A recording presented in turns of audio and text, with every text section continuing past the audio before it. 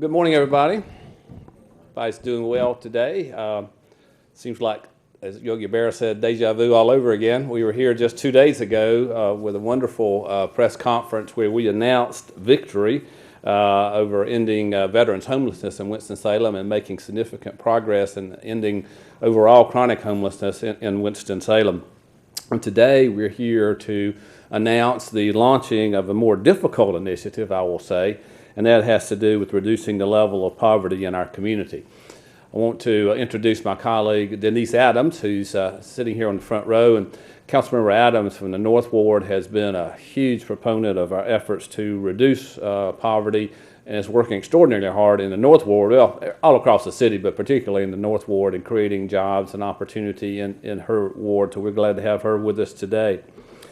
Unfortunately, Winston-Salem has been recently singled out for some not so good statistics. Our overall metropolitan area is estimated about 24% of our population lives at or below the poverty level back in 2013.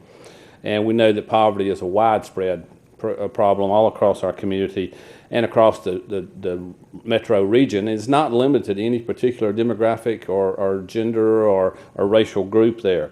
However, nearly half of our Hispanic community and nearly 30% of our African American communities live at the poverty level.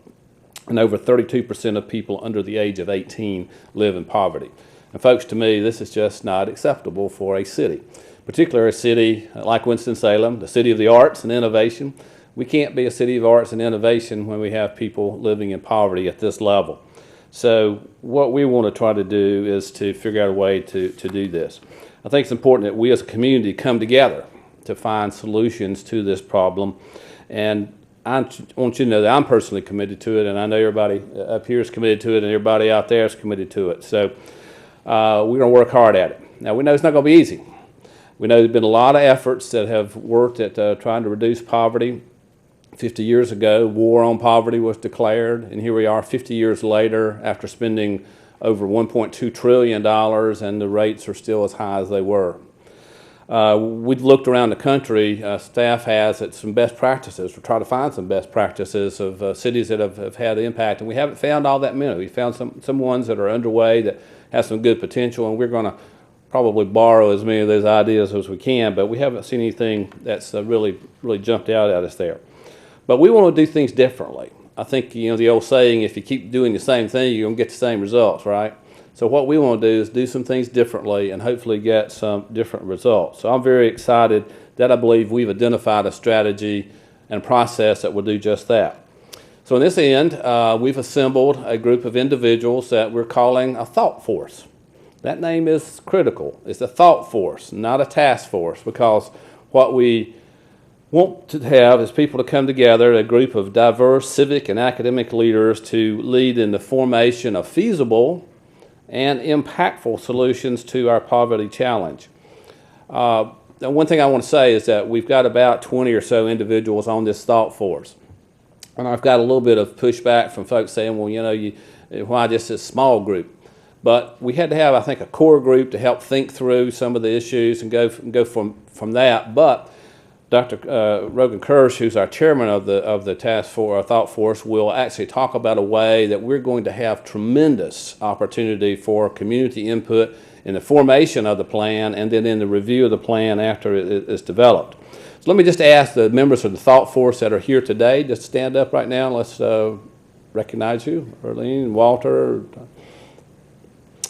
Paul Lowe's in the back there, Ed Haynes. So thank you all for being a part of that. I'm very, very thrilled that Dr. Rogan Kirsch, the provost at Wake Forest University, has agreed to chair this thought force and has recommended a method, as I mentioned, a methodology for gaining broad community input in the creation of ideas and ultimately objectives that we can develop on. I would just say that for the very first time I talked to Dr.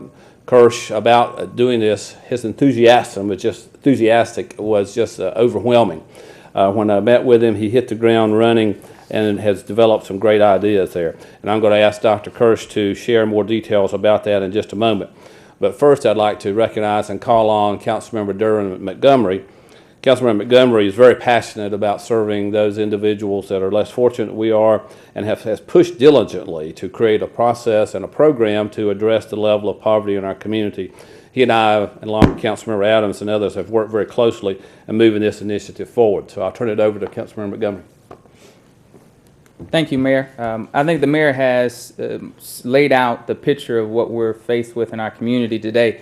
And as we approach this time of kicking off and engaging this thought force, I will share what I shared with our first convening of those who gathered together to begin this process of thinking. And that is that when we look at our community and we see what we're faced with today, we have tremendous amount of individuals in the community who acknowledge that there is an issue and there's a problem.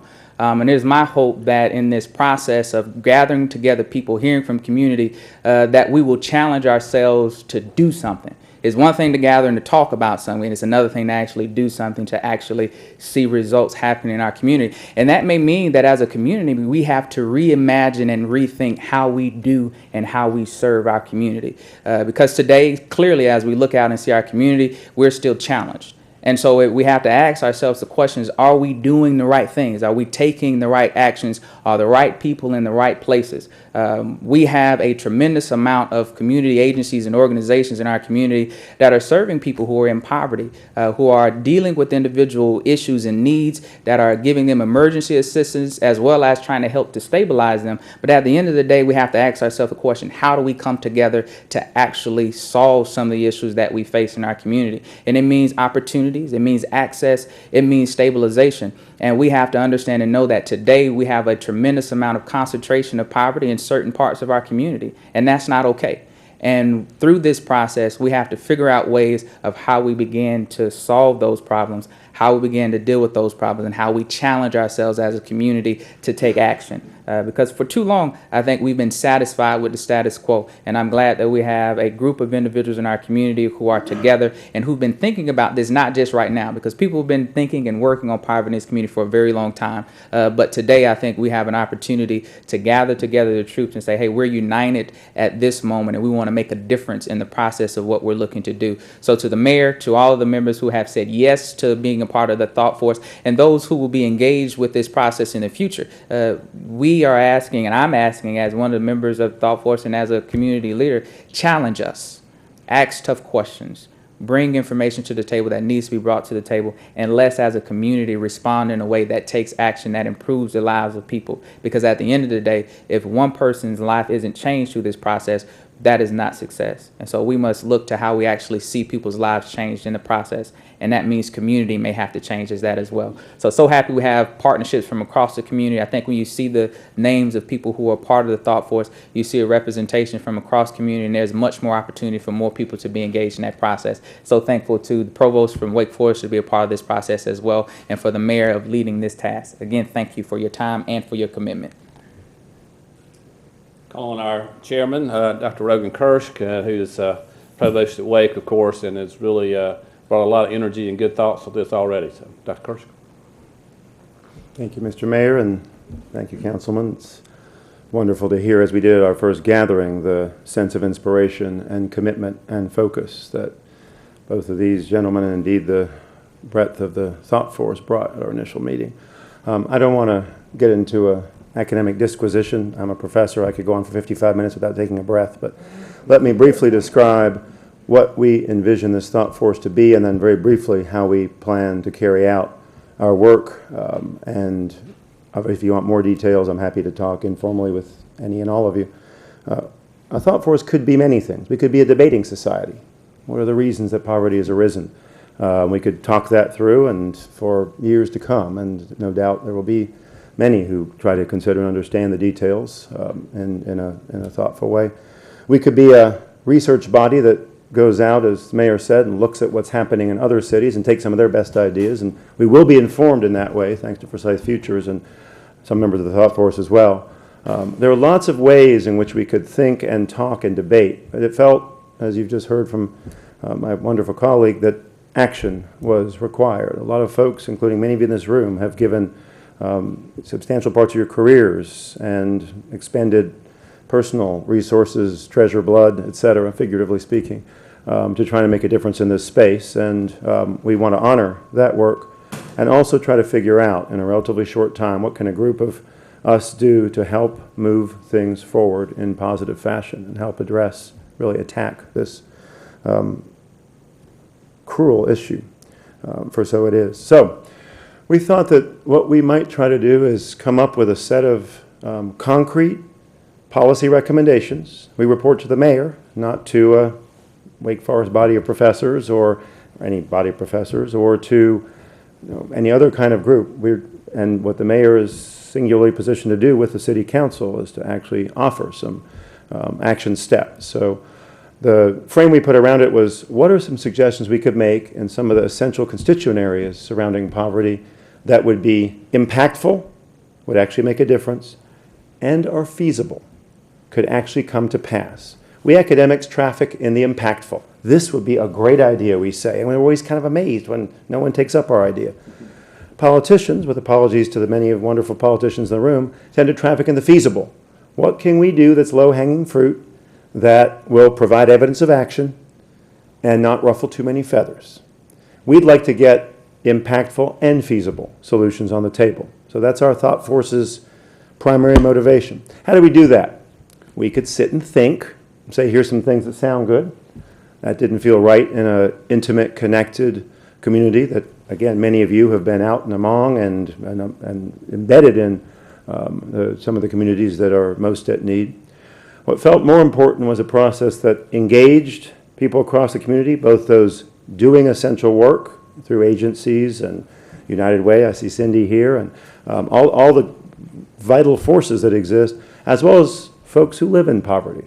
Not to listen to those voices, not to understand and engage would be criminal. We would not be doing our work right. And at the same time, to listen, to absorb, and then to translate into actionable, I'll say again, feasible and impactful steps. How do we do that? Well, here's our methodology, as it were. And again, I'll be brief and happy to go into more detail as it's useful. There's a process that I've used many times before in academic and town settings. In fact, we did a big one in New York when I was living there and working on a similar kind of set of issues called a World Cafe. And I know a number of you were at the big one we did on hunger and food insecurity just a couple months ago. So our approach will be similar to that. In each of 5 vital areas, and there are many, many more possible, I know, but the 5 areas we've been thinking are significant constituents, not the only, but significant constituents of poverty are housing and homelessness, health and wellness, as I just said, hunger and food insecurity, jobs and workforce development, education, and life skills. 5 vital areas. I see some nods, so I don't think we've at least gone in the wrong direction. Each of those areas, we will hold one of these World Cafes. This is a community gathering effort. And I'll give you an example. The first one we did with hunger and food insecurity. We had a partner, an established partner, Second Harvest Food Bank, who certainly knows these issues, has been there working. They helped attract, as did some of our friends in the media, some of whom are here today, a whole array of people from across the community. We had 170 participants, 170 participants. We had folks on food stamps, people who benefit from the WIC program, who are in the SNAP program, same as food stamps. We had people from across the hunger engagement community, as it were, Second Harvest, a number of other organizations. We had some politicians present. We had academics. We had members of the community who care about this. We had folks who thought this sounded interesting to get to engage and try to make a difference. I won't go into the particulars of the World Cafe except to say it's a way that each of the 170 participants, through a method that moves people around tables, each person there had 3 meaningful, focused conversations at 3 different tables with 3 completely different groups of people around them. So if any of you had been there, you would have had 3 table assignments. You would have sat at table 12 and had a conversation about how do we enhance access to food in this community. You would have then moved to a different table based on assignment with a completely different set of participants. We had somebody at the table to facilitate conversation, plus a scribe to take lots and lots of notes. The second table, you would have had a conversation, let's say, around how do we engage neighborhoods in this work, both neighborhoods that are the hungriest and those who are a little better off who could engage as well. And then you'd have had an intense conversation around that theme. Again, facilitated, some benefit of the group that came before you. You would have then moved to a third table and had a conversation around stigma. How do we reduce stigma for those who are on programs like WIC and SNAP and the like? How do we make those folks not feel like when they're in the grocery line, like they've got to be ashamed of making those kinds of purchases or using those kinds of programs? 3 separate conversations each person there would have had and provided feedback and ideas and information. Each of those tables, there were 21 tables in all, each of those 3 areas, access, neighborhoods, and stigma, had 7 different conversations, so 7 tables for each. And those went from the general, 50,000 feet, down to the very specific across 3 rounds. Again, I'm into the weeds more than I need to be, but the point is, we were able from that to harvest 350 suggestions, 350 ideas about what to do to enhance or attack hunger and food insecurity in this community. That's a lot of ideas. We then have a group of young, engaged experts, my students, in a course on food politics and food policy. And they have been working with experts to get that 350 ideas down to a smaller number, a manageable number, around 20 or 25. We'll then come back to the thought force in the immediate future. My students have been doing this work for a while. With that set of suggestions, thought force will say, well, this sounds good, but you might have missed this one, so on. We'll wind up with a collection of specific ideas, and then again a group of students, aided by experts, will analyze each idea for feasibility and impact. It would sound wonderful. I'm going to make this up. I'm just going to say, this is not an actual suggestion as far as I know. It'd be wonderful to ban all fast food restaurants for, don't capture this as a suggestion, but I'm just making this up. It'd be wonderful to ban all fast food restaurants from Winston-Salem. That would help with food insecurity, perhaps. That's not very feasible. Maybe it's impactful. It's never going to happen. So we're not going to score that high on feasibility. It'd be wonderful to, one could imagine, writing in the sky, attack hunger now. We could do it, but it wouldn't be very impactful. It wouldn't make a bit of difference. We're trying to find, again, solutions that combine impact and feasibility. And through this exercise, we've involved the community, we've gathered their ideas, and then we have a set of nutrition and policy experts working together to help us boil down. We'll do this across the 5 areas. Our hope in the end is we'll come to the mayor and to the city council and to other groups involved with a lot of input from the thought force along the way, let me add, and say, here's our best initial cut at a couple dozen ideas we think you could actually implement because we think they're feasible and we think would make a meaningful difference. Some of these have been worked through Winston-Salem already, and that's the wonderful thing about the thought force is we've got years and years of experience thinking these through so they can help condition and shape. But our hope is that through this combination of engaging the community in a focused way and analyzing what would actually make a difference, we can get there. It's longer than I meant to talk, apologies, but again, I'm happy to talk in more detail, any of you who'd like to understand this. The calls will come forth as they did for the Food Insecurity and Hunger World Cafe. They will start issuing forth in short order. We're going to do at least a couple of these enormous community gathering conversations around these other issues as well: jobs, housing, health, education. Thank you. Thank you, Dr. Kirsch. Well, you can see it's a very elaborate process, but it's necessary, I think, in order to ensure that we do get wide community input in this into the 5 areas. We've already got 1 pretty well done, to at least 4 to go. Our objective is to get underway soon and to hold these World Cafes between now and, let's say, the February timeframe to gather that information. And then the thought force and others would then work to vet those down to a group of 25 or 30 key recommendations. And our goal from the thought force is to try to have some rough draft of recommendations by spring of next year. It may seem a little bit long to some of you. It may seem too short for some of you, but that seemed to be a right fit to try to shoot for next spring to do that. We're real thrilled about what's going on. We also know that there are already initiatives underway in the community, such as the United Way's place-based initiative with 13 neighborhoods around the community, the Circles program down at Green Street Methodist Church, and others that are working on that. So coming together, I think we can begin to figure out ways to have an impact. Now, when we created a 10-year plan to end chronic homelessness, we felt like that was doable. You could set some pretty challenging things. I'm not naive enough to say we can do a 10-year plan to end in poverty, but I think we can set a 5-year plan to reduce the poverty level significantly here in Winston-Salem. And I think if we do that, we have done some great work. I thank you all for coming, and we'll be glad to answer questions. And we do have, I forgot to mention, we do have Forsyth Futures under contract to work with us to do data analysis, seek out data, and do best practice analysis that will work with the task force so that the thought force has some horsepower to help carry that out. And I also want to thank my assistant, Linda Barnes, for her hard work on this, and Evan Raleigh, who is here over there from the city manager's office, who's been a great staff thinking person and will continue to work with that as well. So are there any questions you might have? Plunging you into silence. That's right. Go ahead, Wes. Real quick, explain a little bit more about what you hope to have next spring in terms of results. Thank you. What we hope to have is a group of, like I say, 25 to 30 recommendations that are doable and are impactful, as Dr. Kirsch has said.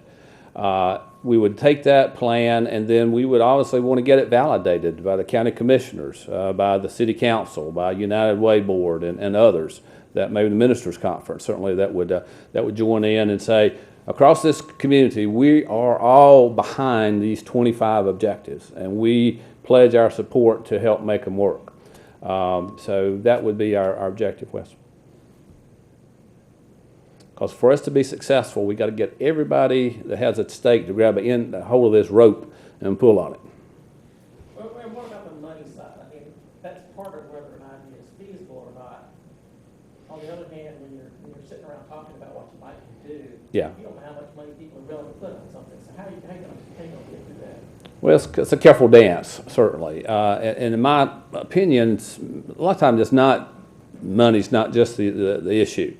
As I said, we spent over $1 trillion and haven't really had much results. So I think it may be ways of doing things differently with existing budgets, combining organizations with existing budgets, or a number of things there. But what the task will be to find the feasibility will be having to do with financial feasibility as well.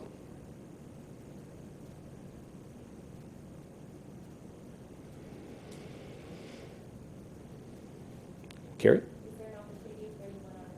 Oh, absolutely. Yeah, I'm sure everybody here is happy to do it. And again, I want to thank members of the Thought Force for your agreeing to participate. We've got some great thinkers and community leaders here that can help us work through this. So thank you all for coming. Thanks again to Dr. Kirsch for chairing this initiative, and to my colleague, Councilmember Montgomery, and my other colleague, Councilmember Adams, for their support in pushing this forward. Thank you all.